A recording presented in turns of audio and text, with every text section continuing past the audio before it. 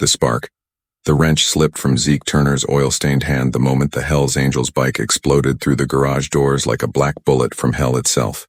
The air shattered with the growl of the Harley's engine, deep, angry, and alive, the kind of sound that made men flinch and dogs crawl under cars. Zeke had been fixing a carburetor when the front tire screeched to a stop inches from his boots, spraying a fine mist of dust across his overalls. The rider killed the engine, and the sudden silence felt heavier than the roar before it. Every man in the shop froze. The boss, Clint Hargrove, leaned out of his office window with a cigarette half lit and muttered, "For God's sake, Zeke, don't you touch that bike." The man who dismounted was the kind of figure that carried trouble in his shadow. Leather vest with patches that screamed Hell's Angels San Bernardino chapter, arms like steel cables and eyes hidden behind mirrored shades even indoors. His name was Ryder Cole, though Zeke didn't know that yet. All he saw was a man limping slightly, his left hand bleeding, his knuckles split wide open. The Harley's engine smoked like a dying dragon, the rear wheel hanging loose. Zeke could tell from one glance the problem wasn't just mechanical. Something violent had happened on the road. Ryder's voice came low and rough. "You the one who fixes bikes that don't die easily?" Zeke wiped his hands on a rag, feeling Clint's glare burning holes through the glass. "Depends who's asking." "I'm asking." Ryder's tone didn't leave room for jokes. Zeke saw the gun tucked under Ryder's vest, the patch, the trembling hand, and beneath it, something else. Fear. A man running from something worse than the law. Zeke had been around engines long enough to recognize when something was about to break, and this man was right at the edge. Clint stormed out of his office, voice sharp as a wrench against metal. "We don't fix Angels' bikes here, mister. Try down the highway. You want trouble, you won't find it here." Ryder's head tilted just enough to catch Clint in his mirrored lenses. "Didn't ask for your welcome, old man." "Just a fix, then you'll fix it yourself." Clint spit near the floor. "Zeke, get your hands off that thing." But Zeke's hands were already reaching, not because he wanted to defy orders, but because he couldn't stand to watch a man collapse. Ryder was pale, swaying slightly, his left shoulder soaked in something darker than grease. Zeke caught him before he hit the ground. The garage went dead silent. "Call an ambulance," Zeke said, but Clint didn't move. "Nobody did. He ain't our problem," Clint barked. "You bring that kind of trash in here, you'll be the one out." Zeke ignored him, easing Ryder onto a crate. He smelled of blood and burnt oil, the kind of smell that never left a man's clothes. "You sit still," Zeke muttered. "You bleed out, I'll be the one cleaning it up." The next hours blurred into a haze of metal and instinct. While Ryder drifted in and out of consciousness, Zeke stripped the Harley down to its bones. Every bolt, every wire, every scar on the machine told a story. Bullet grazes along the pipes, deep scratches on the fuel tank, a cracked clutch cover like it had hit something hard. Zeke's hands moved like memory, grease on his palms, sweat in his eyes, the sound of Clint cursing in the background. But Zeke didn't stop. The man might have been an outlaw, but his machine was a cry for help. And Zeke had never turned away from that. By the time the sun bled orange over the desert horizon, the Harley coughed once, then purred. Smooth, steady, alive again. Zeke wiped his brow and looked over at Ryder, who had woken quietly. Their eyes met. One man who fixed engines, the other who broke them. Ryder nodded once, slow and deep. "You got a good soul, old man," he rasped. "That's gonna get you killed someday." When Zeke came to work the next morning, the garage was locked. Clint stood outside with a clipboard and 2 cops beside him. "You're done here, Turner," Clint said. "You touched that bike after I told you not to. You put this whole shop at risk." Zeke blinked, confused. "At risk of what? Saving a man's life?" Clint's smirk was cold. "At risk of mine. You don't know what you just invited into this town." As Zeke turned to leave, he saw the Hells Angels Harley still parked at the edge of the lot, glinting under the morning sun. But Ryder Cole was gone. Only a black feather, caught in the bike's spokes, twisted in the wind. Zeke didn't know it yet, but that single act of kindness had just pulled him into the middle of a storm that would burn down everything he thought he knew about loyalty, justice, and redemption. The fall of the sun was already brutal by the time Zeke Turner found himself standing outside the garage gates, the heat pressing against his chest like punishment. The sheriff's cruiser idled beside Clint's pickup, its engine humming the low growl of authority. Zeke held his work gloves in one hand, still stained with oil from the night before. The air smelled like metal and betrayal. He'd fixed a broken machine and saved a dying man, but somehow, he was the villain. Turner, Sheriff Harlan drawled from behind mirrored sunglasses. You're being asked to vacate the property. Mr. Hargroves made it clear you're no longer employed here. Zeke looked from the sheriff to Clint. All I did was fix a bike. You'd have done the same if you'd seen that man bleeding? Clint's lip curled. That man is a Hell's Angel, Zeke. You think they forget favors? You think they forget names? They'll come looking and I won't have my shop burned down because you don't know how to keep your hands to yourself. Zeke felt his jaw tighten. The words came slow, controlled. That's not what this is about, Clint. You've been waiting for an excuse to cut me loose. The older man flinched just slightly, enough for Zeke to know he'd hit the truth. Clint flicked his cigarette into the dust. You're good, Turner, but you ain't loyal. You take orders or you don't work here. Simple. The sheriff shifted uncomfortably, clearly wishing to be anywhere else. Zeke handed over his shop keys, his voice a steady burn. Then you keep your shop, Clint. But remember, a man who fires another for doing right doesn't get to call himself righteous. He walked away with his head high, but every step felt like a door closing behind him. The town was small, too small for second chances. Word traveled faster than the desert wind, and by sundown everyone knew Zeke Turner had been fired for helping a biker. By the second day, regulars stopped calling. His phone sat silent on the counter beside a half-empty cup of coffee gone cold. When he went to the diner that evening, the waitress who used to bring him pie without asking now avoided his table. A few men whispered near the jukebox, one of them saying loud enough for him to hear, "That's the fool who helped the angels." Zeke swallowed hard, pretending not to notice. He left a tip anyway. Back at his rented workshop behind the old gas station, the silence was heavier than the smell of oil. His hands itched for work, but there was nothing left to fix. That's when he saw it. A black feather on the windowsill, just like the one caught in Ryder's bike. He didn't remember putting it there. He picked it up, turned it in his fingers, and felt a strange chill crawl up his spine. That night, headlights cut across his window. Someone was outside. Zeke stepped quietly toward the door, heart hammering. The car idled for a moment, then drove off, leaving behind a small envelope on the ground. Inside were 50 crisp dollar bills and a note in block letters. For the man who fixes more than engines. No name. No signature. Just that, Zeke stared at it for a long time. Gratitude mixed with fear. Who had left it, Ryder? Or someone watching him? He tried to sleep, but every creak of the building sounded like footsteps. The next morning, things got worse. His landlord, Earl Simmons, a man who'd known Zeke for 20 years, showed up with an eviction notice. Ain't personal, Zeke. Folks say the angels are sniffing around town. Can't have your name tied to mine. You got 30 days. Zeke laughed. Not out of humor, but disbelief. You think they'd come after me for fixing a damn bike? Earl's eyes were full of pity. Doesn't matter what I think. Fear's louder than truth. By the end of the week, Zeke had sold most of his tools to pay rent and keep gas in his truck. He tried calling Clint once more, hoping reason might break through pride. Clint didn't answer. But later that night, Zeke saw something that made his blood turn cold. Clint's pickup parked behind a bar on the highway, next to 2 black Harley-Davidsons with the Hell's Angels insignia. The same crew Ryder had worn on his back. Zeke crouched low behind a dumpster, watching Clint shake hands with a tall man in a leather jacket, the kind of handshake that sealed deals made in darkness. He couldn't hear words, but he saw the exchange of a small metal case. When the bikers roared off, Clint stood alone, lighting another cigarette. His hand trembled. Not fear, guilt. Zeke drove home in silence, heart pounding. The truth was uglier than he wanted to believe. Clint hadn't fired him for helping a biker. Clint had been working with them, trading stolen parts, maybe worse. Zeke had just fixed the wrong man's bike and nearly blown the whole arrangement.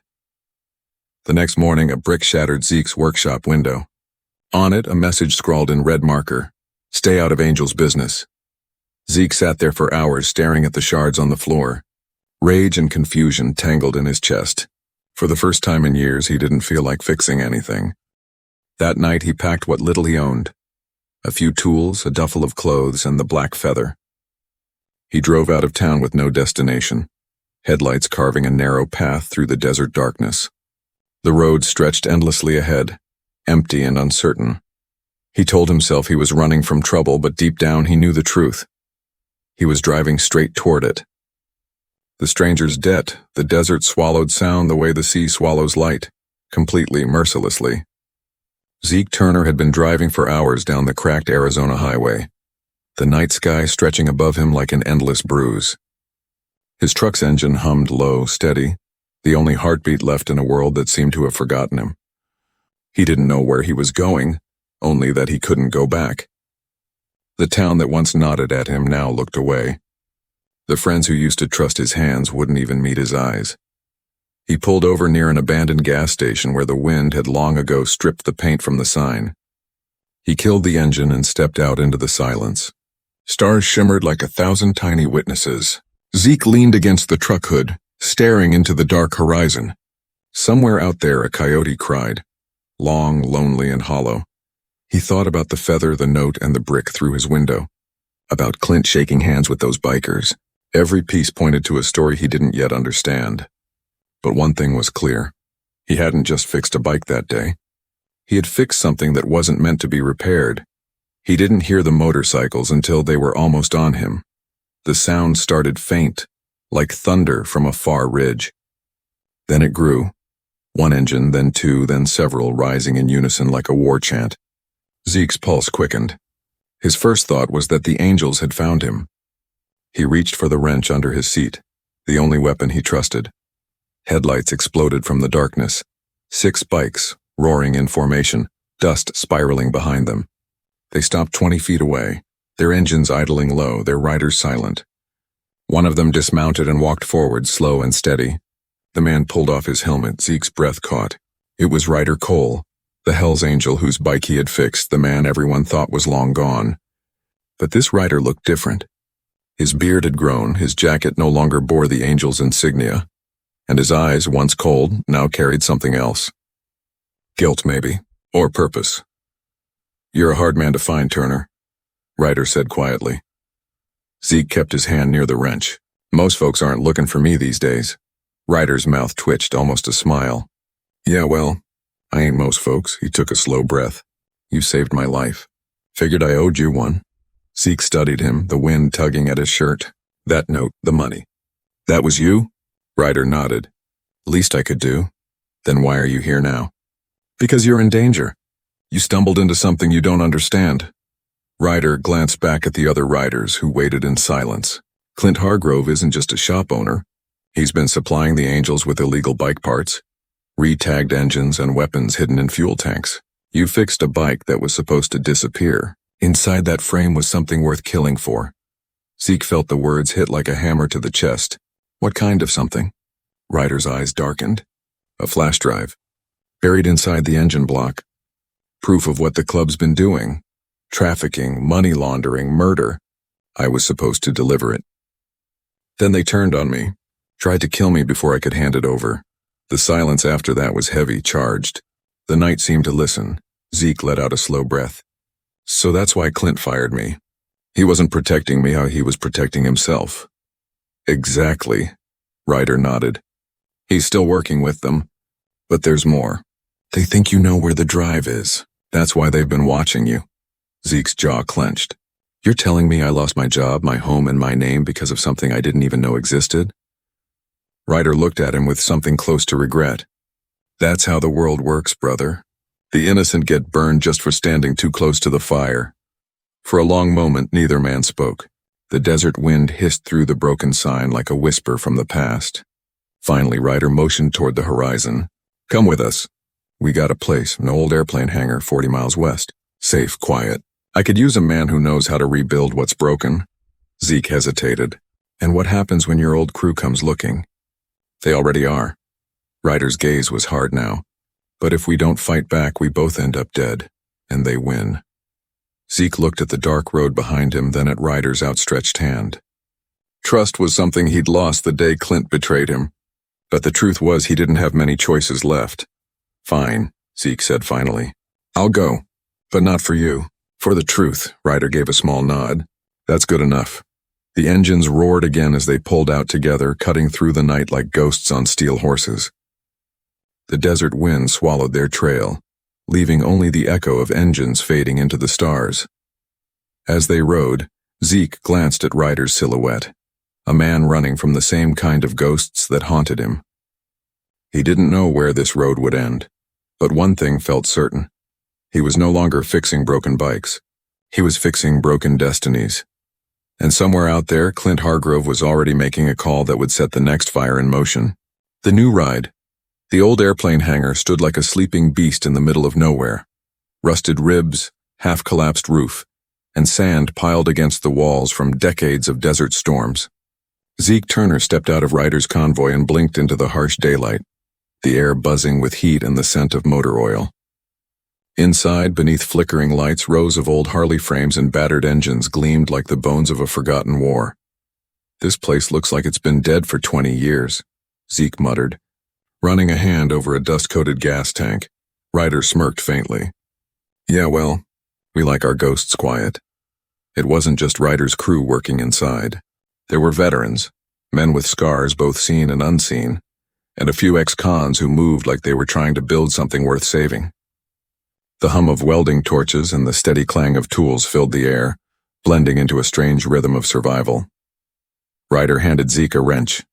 "Start with that one," he said, pointing to a disassembled 1967 Harley Electra Glide.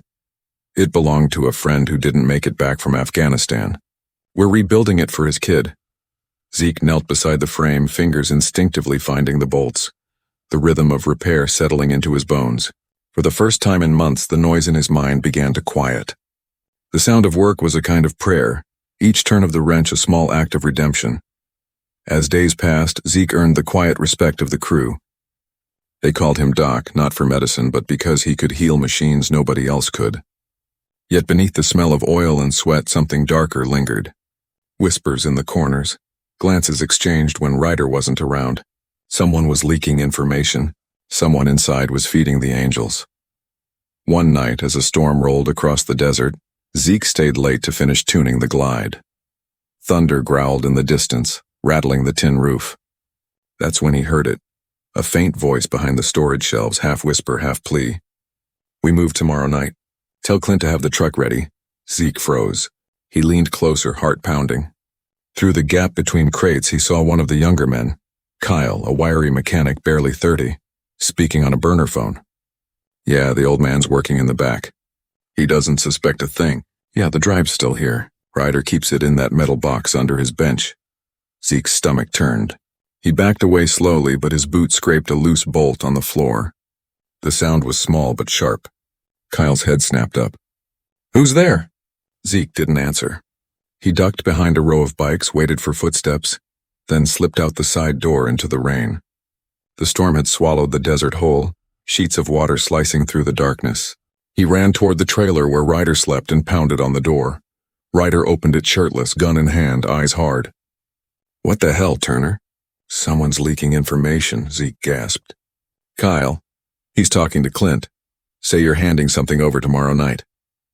Ryder's jaw clenched. For a moment, Zeke thought he'd deny it. Instead, Ryder stepped back and motioned him inside. Closed the door. The trailer was dim, cluttered with maps, blueprints, and half-empty bottles. On the table sat a small steel box, the one Kyle had mentioned. Ryder set the gun down beside it and stared at Zeke for a long time.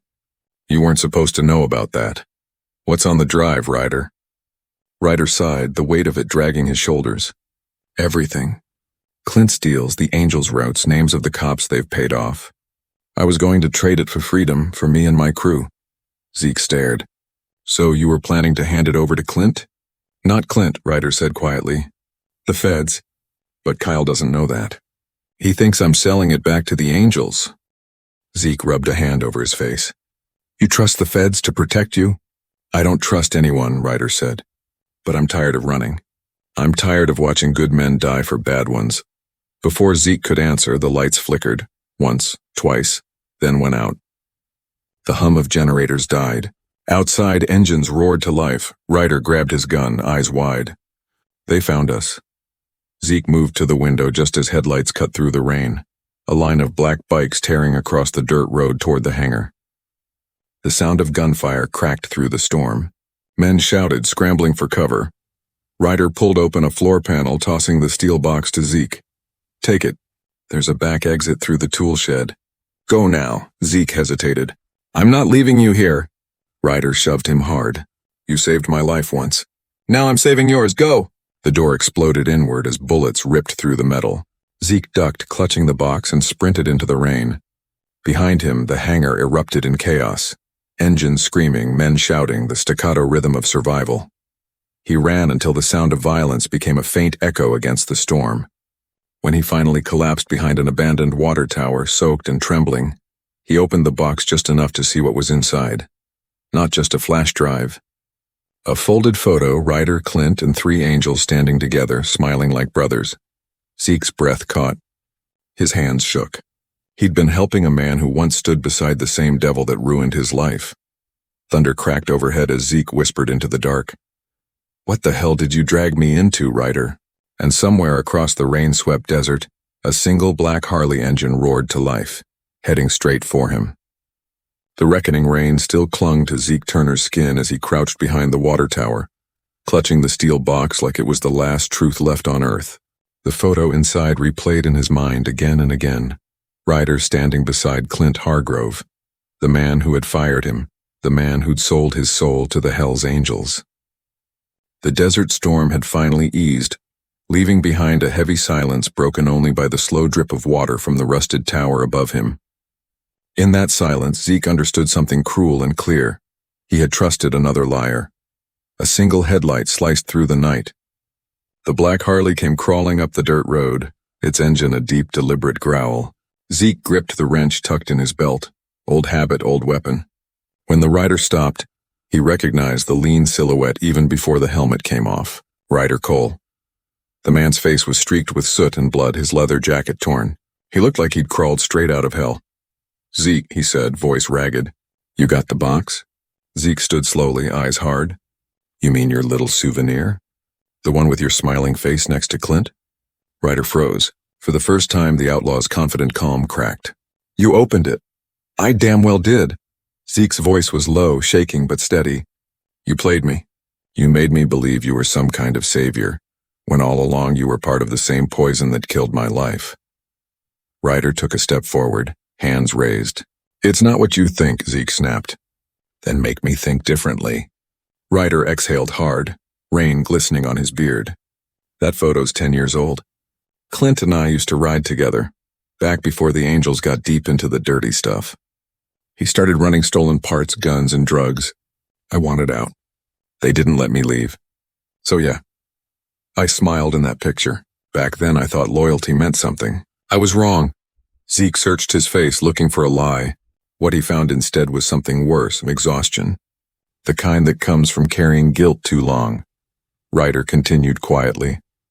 That drive in the box. It's everything Clint's done. I stole it years ago, and I've been trying to hand it to the feds ever since. But every time I get close, somebody dies. Tonight they came to finish it. Zeke's grip on the wrench loosened. Then why not tell me the truth?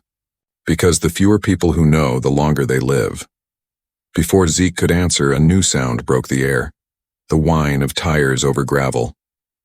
Headlights flared in the distance, growing brighter. A truck, Clint's truck.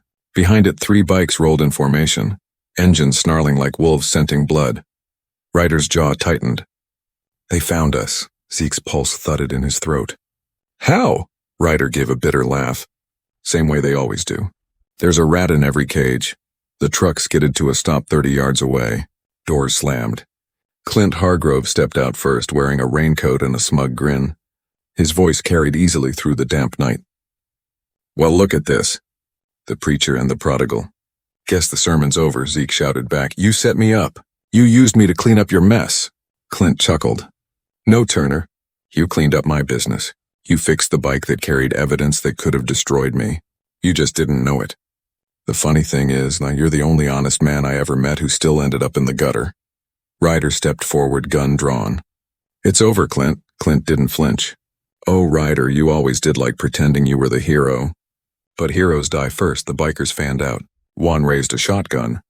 The tension snapped like a stretched wire. Gunfire erupted, thunder layered on thunder. Zeke dove behind the truck, the steel box pressed to his chest. He heard Ryder firing back, shouting orders. One biker fell, another screamed. The air filled with the smell of oil and blood.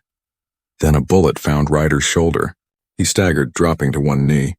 Zeke crawled toward him, the box still clutched tight. Go! Ryder barked. Take it and run. Not this time, Zeke growled, grabbing Ryder by the arm. We end this together. He turned and saw Clint advancing, gun in hand, smirk frozen under the headlights. You don't get it, Zeke, Clint hissed. There ain't no justice out here. Just deals. Zeke stood, chest heaving, the wrench gleaming in his fist. Then let's make one. Clint raised his gun, but before he could fire, Ryder threw himself between them. The shot echoed through the desert, a single brutal sound. Ryder fell hard into Zeke's arms, breath rattling. Clint stepped back, eyes wide, as the approaching sirens sliced through the distance. Ryder coughed, blood staining his lips. I called the feds before you got here. Tell them where to find the drive. Zeke's throat tightened. Why? Ryder's voice came weak, almost a whisper. Because someone had to make it right. He pressed a small key into Zeke's palm, the key to the box. Then his eyes glazed over. The roar of sirens drew closer, red and blue lights painting the desert like the dawn of something new and terrible. Zeke turned toward Clint, whose smirk had vanished. The man was frozen, trapped between flight and fate. You said there ain't no justice, Zeke said, voice low, trembling with grief. Maybe you were just looking in the wrong damn places. Clint bolted toward his truck, but the first police car screeched in front of him, lights blinding, officers pouring out with guns raised. Within minutes he was on the ground, handcuffed, screaming about deals and debts no one would ever pay. Zeke knelt beside Ryder's still body, rain dripping down his face like tears that refused to fall. The steel box lay between them, heavy, final, full of truth that could break or heal a world. He whispered, You fixed your soul tonight, Ryder. Maybe now it's my turn. The sirens wailed louder, echoing across the desert. As Zeke stood in the glow of the flashing lights, a man covered in grease, blood, and redemption. But in his hand, the black feather had returned, caught in the rain, reminding him that some debts are never fully paid. And somewhere in that storm-lit night, a new engine rumbled to life, not of metal but of purpose. The last ride. The desert looked different in daylight, calm, golden, and almost forgiving, as if the storm and the blood that soaked its sand had never happened. But Zeke Turner remembered every sound, every scream, every drop of rain that had mixed with the tears he refused to shed. 3 months had passed since that night, the night Ryder Cole died in his arms and Clint Hargrove was dragged away in handcuffs. 3 months since Zeke stopped being just a mechanic and became something else, a man who'd seen the cost of silence and the power of truth. The feds called it the desert reclamation case. It made the local papers, former shop owner, tied to biker trafficking ring, multiple arrests and federal sting. But Zeke didn't read it. He didn't need the headlines to know what it had cost. He traded the roar of engines for the quiet hum of rebuilding a life that had been broken twice, once by betrayal and again by truth. He had used part of the federal witness payment to buy the old hangar Ryder had once claimed as his hideout. The men who'd survived that night, the veterans, the outcasts, the lost souls, came back one by one. Together they turned that dusty place into something new, Turner's Garage for Lost Riders. It wasn't a business. It was a home for men who needed something to fix other than themselves. The walls smelled of oil, but the air carried peace. Zeke stood at his workbench that morning, polishing the final piece of a project that had taken him months to complete, Ryder's Harley. The same one he had repaired the day his life unraveled. He had rebuilt it from scratch, each bolt a prayer, each coat of chrome a memory. He called it the redemption ride. As he ran a cloth over the polished tank, his fingers brushed a small ridge under the paint, something Ryder had welded shut years ago. Curiosity stirred. He fetched his drill, cut through the thin metal layer, and pulled out a hidden compartment. Inside was a folded letter sealed in greaseproof paper and a second flash drive. The handwriting was Ryder's, jagged, rushed, familiar. If you're reading this, Zeke, it means I didn't make it out. The drive I gave the feds wasn't the whole truth. This one is. It proves Clint wasn't just working with the angels. He was working for the men who funded them. Politicians, bankers, cops. I didn't trust anyone enough to hand it over, not even the law. But I trust you. You're the only man I ever met who fixed what was broken without asking who broke it first. Don't give this to anyone. Build something better instead. Something that outlives the noise. You always said engines run on gas, but I think the good ones run on grace. Zeke stared at the paper for a long time. His hands trembled slightly, not from fear, but from understanding. Ryder hadn't just died trying to expose evil. He died trying to protect hope from being corrupted by it. That evening, people gathered outside the hangar. Veterans, mechanics, neighbors, even the sheriff who once escorted Zeke off Clint's property. They came to see the finished Harley, gleaming under the sunset, its chrome glowing like fire. On its fuel tank, etched in silver, were 4 words: "For every lost rider." When Zeke rolled the bike out, the crowd fell silent. The engine purred softly, a sound so alive it seemed to breathe. He looked out at the faces, men and women who'd lost things the world couldn't replace, and spoke, his voice low and steady. "I spent most of my life fixing what other men broke," he said. "Engines, promises, sometimes hearts. But somewhere along the way I forgot that some things ain't meant to be repaired. They're meant to be rebuilt." Ryder reminded me of that. He wasn't an angel, but he was a man who tried to make peace with his ghosts. And maybe that's the best any of us can do. He paused, glancing at the Harley gleaming beside him. "He left me something, not money, not parts, but truth. And truth's like an engine too. It doesn't run easy and it doesn't run quiet. But once it starts, it changes everything." The crowd stood in silence as the last light of day stretched across the desert. Then slowly, Zeke swung a leg over the Harley, turned the ignition, and the engine roared to life. Deep, powerful, pure. He rode it down the open road, wind in his face. The horizon wide and endless ahead of him. The town disappeared behind him, but the weight he'd carried for years finally lifted. Halfway down the highway, he stopped by a ridge overlooking the valley and set the hidden flash drive on a flat rock. He struck a match, watched the small flame catch the paper Ryder had written, and let it burn until nothing was left but ash.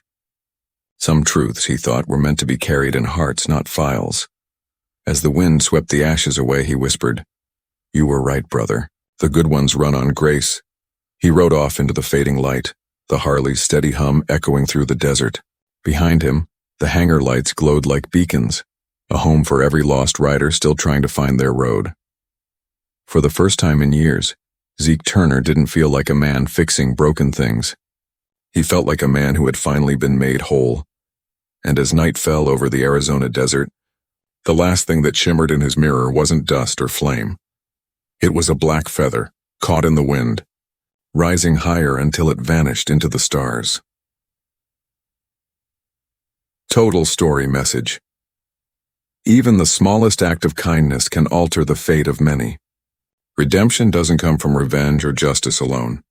It comes from courage, from rebuilding what was broken with love instead of hate. Because some engines run on fuel, but the best ones, the ones that never die, run on grace.